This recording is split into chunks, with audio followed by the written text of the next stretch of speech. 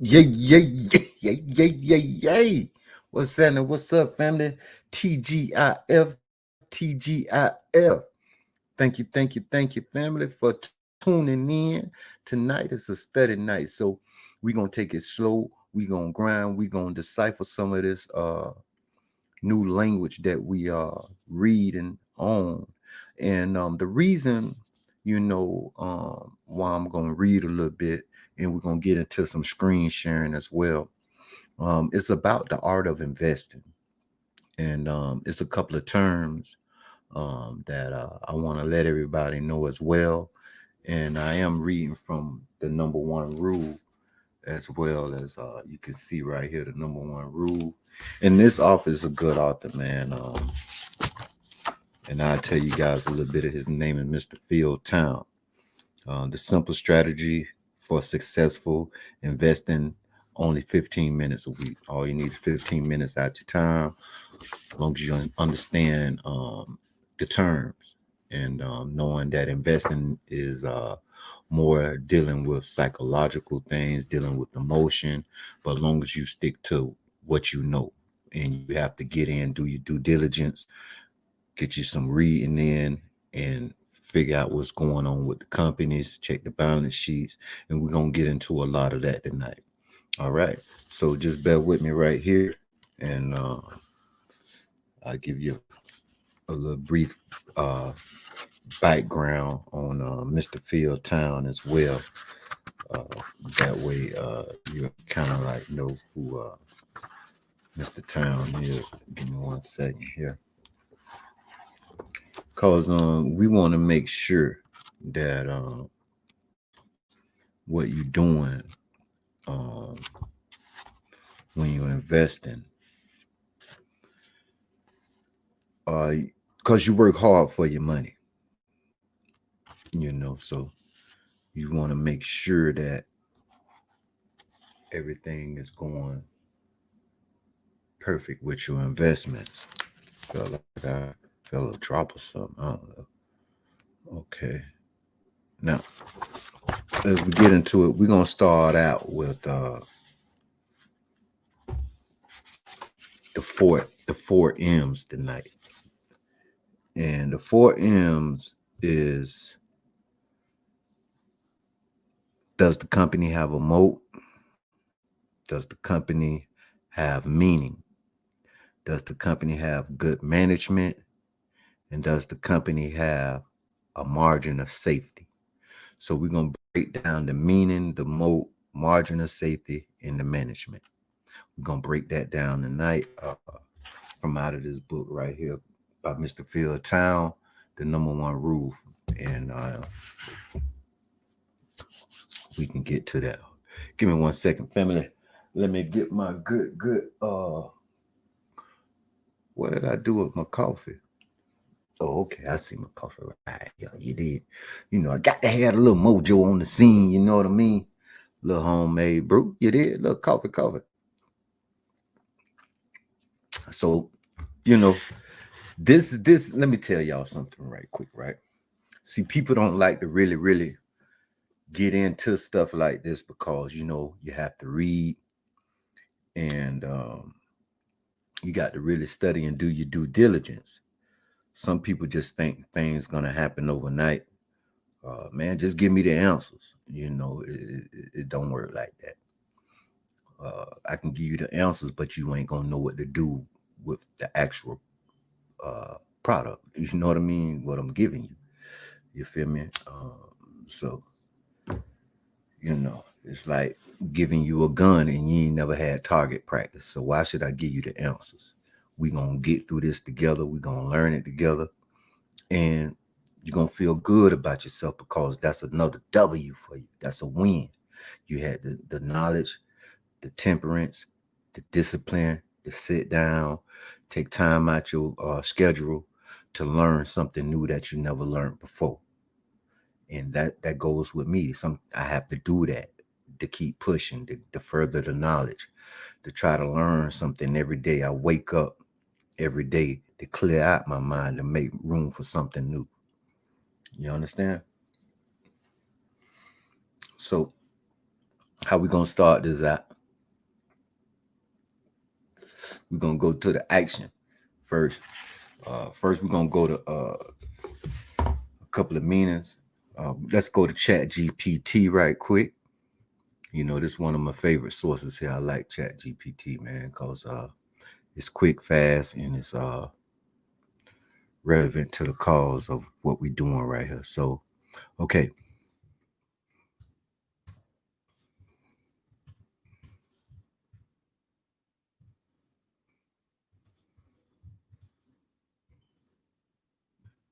And we're gonna say, what is a mode in financial terms?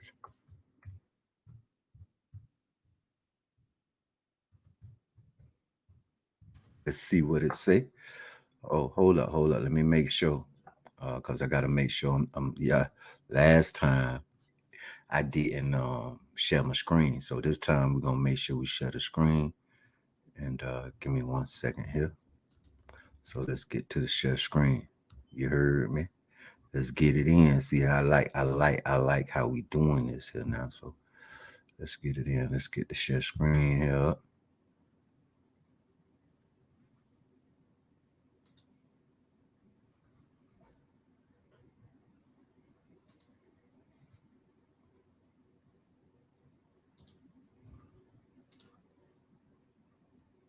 Okay, the share screen should be popping in 1 second here.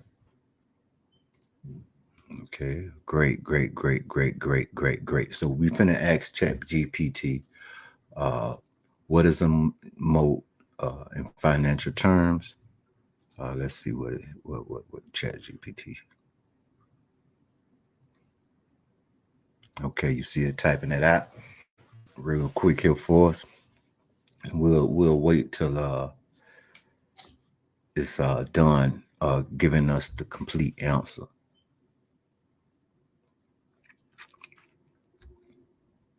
See, I'm one of the channels that we gonna always be up to date with present moment. We gonna give you news and studies right on the spot. You know what I'm saying? So Chat GPT is just like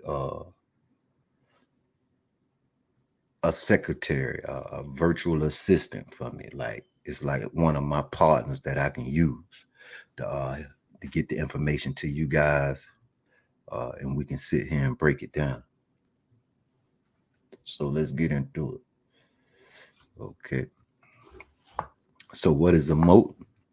In financial terms, a moat is a competitive advantage that a company has over its competitors, which makes it difficult for new entrants to enter the market and the challenge the company's position. So let's read that again because some of you guys might have not got that. Okay, so in financial terms, a moat is a competitive advantage that a company has over its competitors to make difficult for new entrants. So if you're trying to get into an era like Dunkin' Donuts,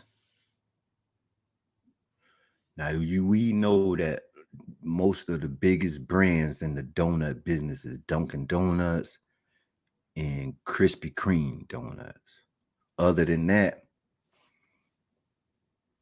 those two companies kind of like got it sold up in that area. Now you can find you a little niche, a little crease, uh, but those companies right there got it kind of like good. Chipotle has a good moat as well because they got bonds with local farmers and they buy their vegetables from the local farmers for cheap and they give them a good rate on producing vegetables. So that's another uh, moat that Chipotle has on other restaurants because other restaurants not in the community like Chipotle is in the communities with the local farmers. You get it? So that's a great uh, example for the word moat. The term moat comes from the idea that a company with a strong competitive advantage is like a castle with a moat that protects it from attack. So I just gave you a few examples, and that's good there that it had that same meaning. Because I'm pretty much up in on to investing, but I just want to let you guys know and share some of my knowledge with you guys, and your guys can share knowledge back with me as well. And if you want to be a guest on the podcast, come get your brand out, tell people what you do, whether it's real estate, financial literacy, science. We're over here at Fighting Knowledge for Podcast. We just love to drop the jewels, drop the knowledge. Inbox me, hit me up in my Gmail at chillfetti@gmail.com. Chillfetti@gmail.com. Okay, so there are several types of moats that a company can have, including, see this right here, people? So there are several types of moats that a company can have, including. Okay, so let's get to it. Number one, say cost advantages. A company with a lower cost structure than its competitors can offer lower prices and still maintain profitability.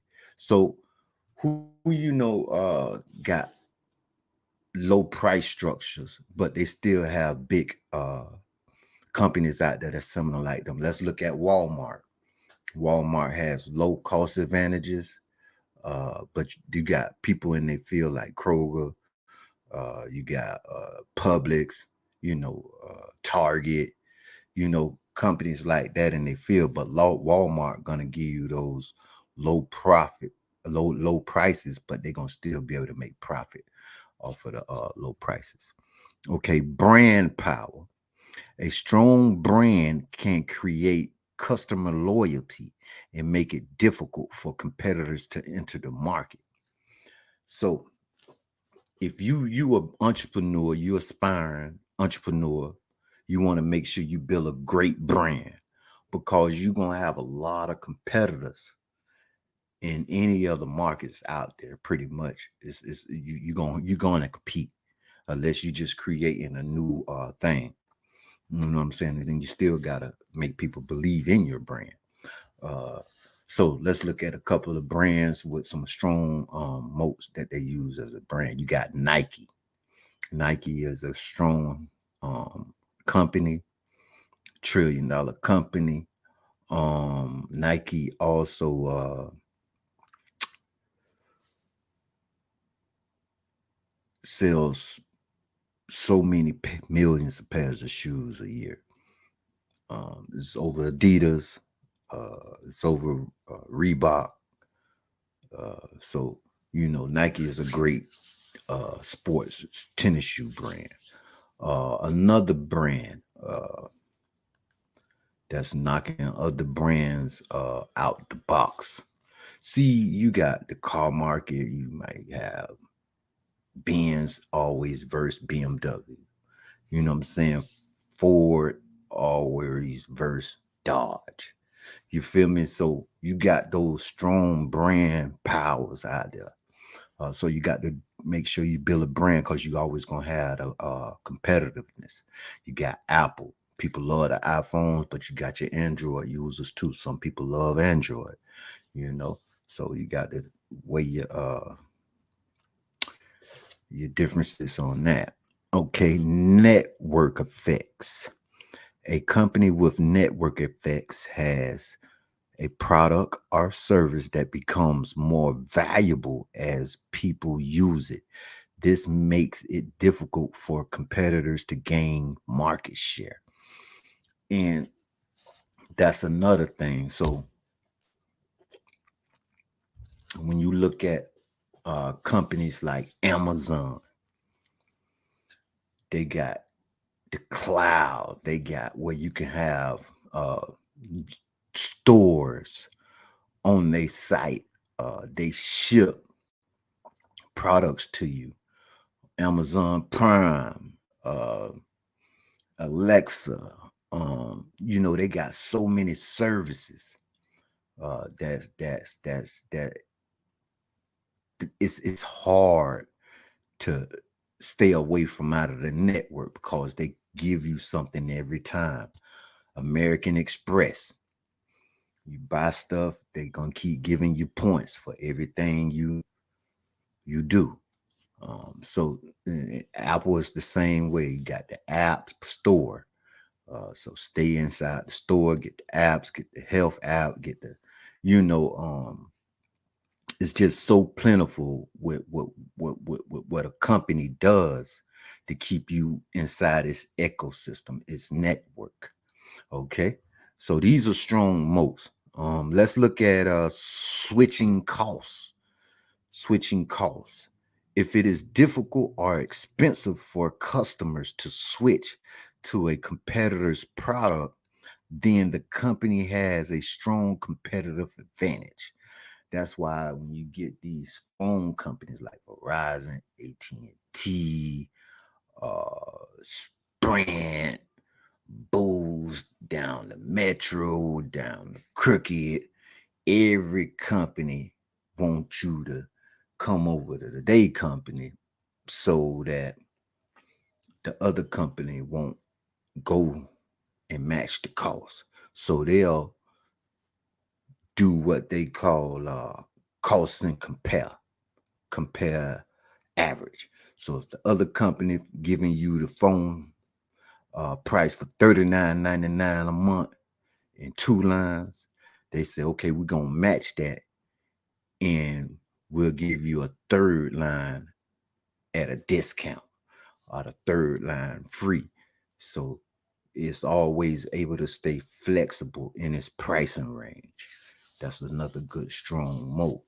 So I'm giving you guys examples, you know what I mean? So when you invest in these companies that you may get into on the market, and maybe and if it's just in startups, because it is an app out there.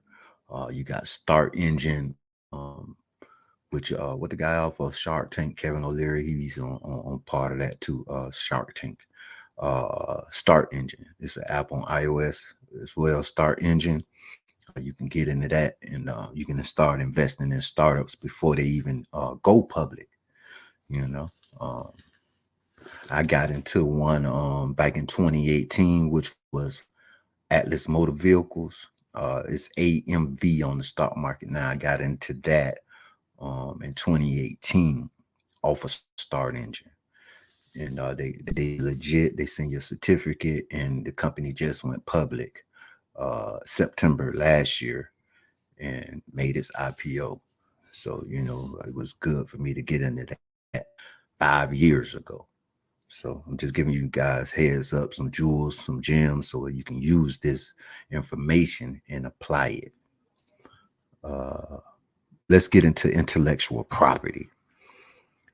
Intellectual property, a company with patents, copyrights, or other intellectual property protection can prevent competitors from copying its products or services.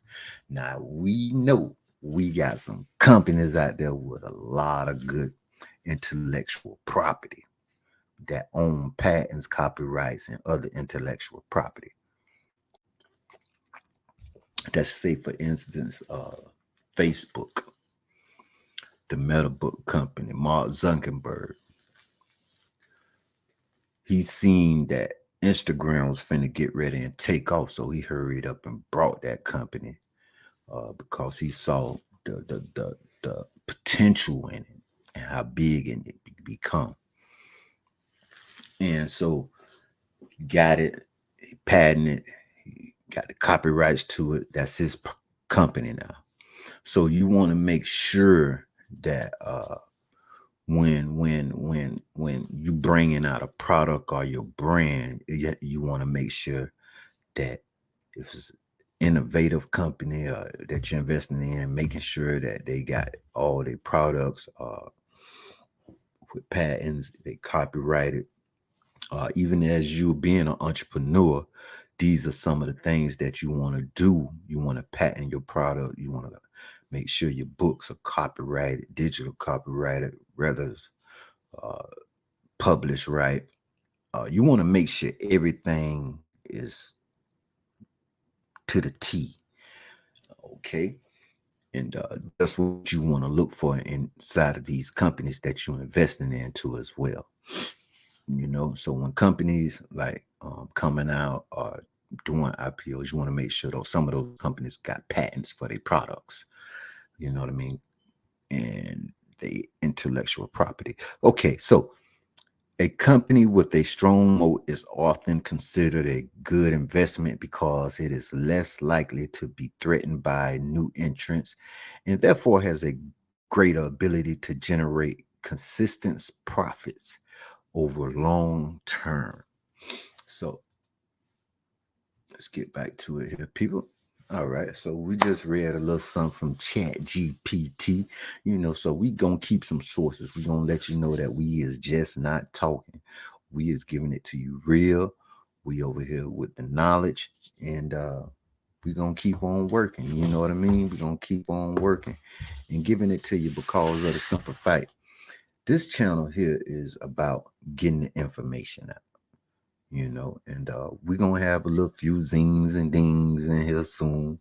You feel me? But right now, we in the study room, you know. And so we finna get into a little bit of reading. Um, this is what relaxes the mind, keeping things cool, and just you got to work your brain muscles. You got to keep things up here sharp and pay attention. Because you got to have value in yourself, your internal system is valuable. How you operate is valuable. Those synapses in your brain are valuable. Each cell has information. The DNA inside your cells is information in that, like tons, billions of. I'm not going to even get to it, but we're going to keep on going. Check it out. Let's read, man, because I get into some stuff and I know I'd be varying all subject. I'll be like, hey, man, I thought this was supposed to be about price not equal to value, study night investing. You know what I'm saying? So you want to make sure that the price is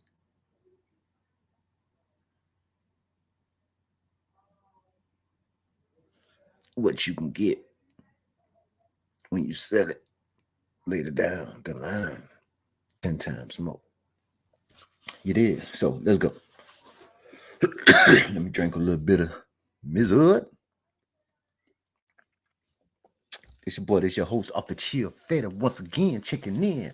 Fire Knowledge for Global Hustlers podcast.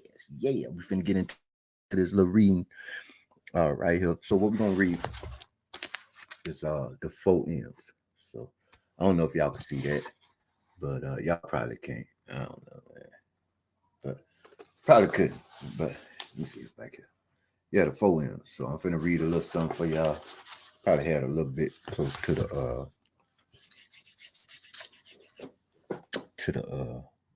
screen. It say 4 M's: meaning, moat, management, and margin of safety. Right now, these 4 words may not make a whole lot of sense to you, but we'll be going into great detail on each of them. They'll be your signposts as you travel the path to the perfect investment. They are easy way of recalling the steps to take from beginning. When you're just thinking about investing in a certain business to the end.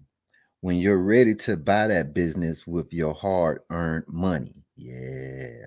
So, you want to get you a nice little brokerage account on your phone. You got plenty of little apps out there. You got TD Ameritrade, Webull, Moo, um, Robin Hood, Webull. You got a lot of those little brokerage accounts out there. But so pick you one, a couple, you know what I mean? Throw your couple dollars in there.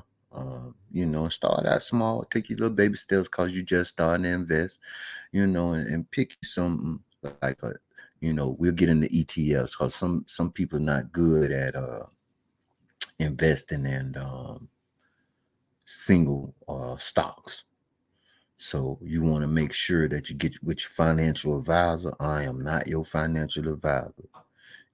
Only thing I'm on here to do is to give you some general information that I'm reading out a book and that we used off of Chat GPT. Okay. So you want to get with a professional financial advisor. Me, I'm just giving you my experience and what we're studying tonight. Okay. For sure. Let's get it in though. Okay. It say the trick to understanding the essence of the four M's: meaning, moat, management, margin of safety, is to turn them into questions. You must answer in evaluating a business and deciding whether it can be a good investment. How you go about answering the questions in a methodical step-by-step process is the focus of the next chapters. So you want to ask before you buy this business that you about to invest in, that you got to become a shareholder of. Number one, does the business have meaning? That's that one M. Does the business have meaning to me, to you, to me, to you? Does the business have a wide moat? Now, we just went over what a moat was. It had 5 different examples. So let me put that bike up here for y'all so y'all can see that there again. Okay. You see those examples right there? I know you see them because I can see them. All right. So we'll even much get it back down right there. Okay. So that's what a moat is right there. So okay. So let's get it in right here. It say, does the business have great management? Now you got good managers out there, like some of the leaders and CEOs of these companies, like Tim Cook, Apple, Elon Musk, Tesla, SpaceX, Jeff Bezos. These are all billionaires. Warren Buffett, Berkshire Hathaway. You have Bill Gates, Microsoft. You got so many great leaders with these companies that got good management. You know what I mean? Also, does the business have a big margin of safety? So, and what safety is, you want to make sure that demands, the value of the business. And if you can have that business be sold for more than you paid for it or what you brought it for, you want to have that safety net. Okay. So if you can answer a big unconditional yes to all 4 of those questions, you'll know if the business is one you want to buy. A few requirements follow these questions. The first question: does the business have meaning to you? Demands you buy it only if you're willing to make this business so financial to support your family for the next 100 years. In other words, you better know what you're buying, because if it goes down, your family is going to starve. So it's basically saying, like, listen, man, I'm spending my hard-earned money in this business. And if this business go down, my family going down. I love my family. I don't want my family to go down. You heard me? So invest in the right business. You want to make sure. That's why I got these 4 M's right here. So now you're starting to learn and understand that, hey, investing is serious. It's nothing to play with. It's not a gamble. This is what you starting to bake your livelihood and passive income off on a 24-hour basis, because you working hard for this money. So you want to make sure this money give you money while you sleep, print you money while you gone, and print your children money. You heard me? Because now you talking about investing. Okay, for the long term. See, this ain't no great rich quick scheme overnight thing. No, that's why we studying. Okay, now it says also it demands you act as if you're the sole owner. In other words, because you are owner, once you make this investment into the stock market, buy you a company or a share in a company, you become part owner of that company. Okay. And they're gonna send you receipts in your email. They're gonna give you stuff and documents, tax papers to let you know, hey, you a shareholder, you a owner, you part of our company now. You heard me? Yeah, for real. This is no joke. All right. So you want to feel proud of yourself when you make that first investment, because this is what you're doing. You're taking control of your future, your financial future. You feel me? You want to also, when you start making these investments, do like I'm doing. Study, research, break down the company, learn the balance sheets, learn the fundamentals of the whole shebang. All right. So, say the second question: does the business have a wide moat? Demands the business be able to defend itself against attack by competitors, as we just read, as if they were attacking armies trying to sack a castle. In other words, you better be able to accurately predict this business long-term future. Third question: does the business have great management? And I just named y'all off a few great managers.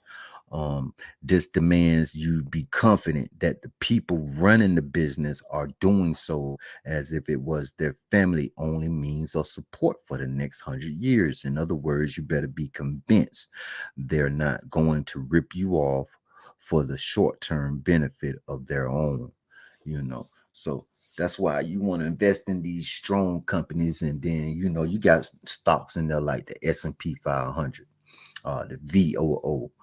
These stocks that have been proven long term longevity. These billion-dollar uh, companies that's inside of these funds, these stocks.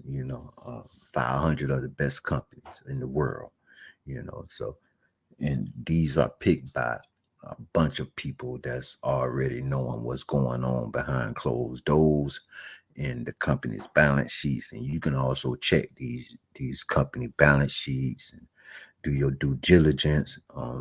And you got to learn and understand these companies have what they call ticker symbols.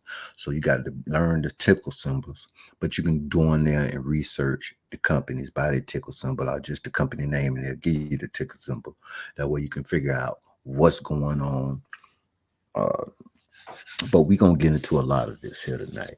But right now, we just want to make sure you get the basics in generalization of this type of knowledge about dealing with the moats. You know what I mean? You want to make sure that you get this here knowledge, because it is very intrinsic knowledge. You know what I mean? For real. Said there are opportunities to buy wonderful companies at attractive prices. They really do exist if you're willing to do your homework and say goodbye to the little small things that you've been spending your money on. Sometime you may say, okay, I'm gonna cut some of these subscriptions off, because I can put this little $40-$50 a year into a company that I can be catching dividends on every 30 days or every 3 to 4 months, and getting compound interest, and we'll get into that later, which is this book right here, Compound Interest. So I don't know if y'all can really see that, Compound Interest. So you see this book here. This is a great book because you want to get into compound interest, dealing with dividends and letting your money build up on the back end. Okay, and everything we do here, when I drop financial information like this, it be for the long term. It's nothing short term. Everything happened for a reason, and you want to make sure you make that money last long, for the long term, for a rainy day, for something that's 5, 10 years from now. Why you think Warren Buffett received every year like so many billions of dollars and millions of dollars from Coca-Cola? Because he long term, you get dividends biting. You don't got to do too much of nothing. You heard me? So that's what it's all about, man. Finding these companies that has good balance sheets, a good moat, good management, good margin of safety, and good meaning to you. So for one instance, like, Tesla gonna go a long way, take a look at that. Apple gonna go a long way, take a look at that. Microsoft gonna go a long way, take a look at that. And they got what they call the S&P 500 for all of these companies in one. So we'll get into that. We'll get in some ETFs later on in the future. I'm just giving you some nice knowledge here to get you started, to get you curious, to be like, yo, man, this gonna help me. And you got other channels out there too, like Wall Street Trapper, Earn Your Leisure Numb, Chris, uh, Stock Mo, Keenan, Stock Up with Larry Jones. So you got a lot of these guys out here gonna give you the game too. Cause me, I'm still learning as well, but I just like to give you guys this type of knowledge because we get down into it. You see, you got to read. I'm gonna tell you got to stretch your mind. You got to be disciplined. That's how you gonna make it. You got to be disciplined. You know. So, hey, like, subscribe, tell a friend, tell another friend. So now you learned tonight about the big moat. You heard me, gave you a few examples. Chipotle, Nike, brands, Apple, Microsoft, Google. You know what I'm saying? Google even on YouTube, for a lot of you guys that don't even know that. Google have so much networking with inside itself. That's YouTube, Google Apps, Google Store, the Google Docs, Google Photos.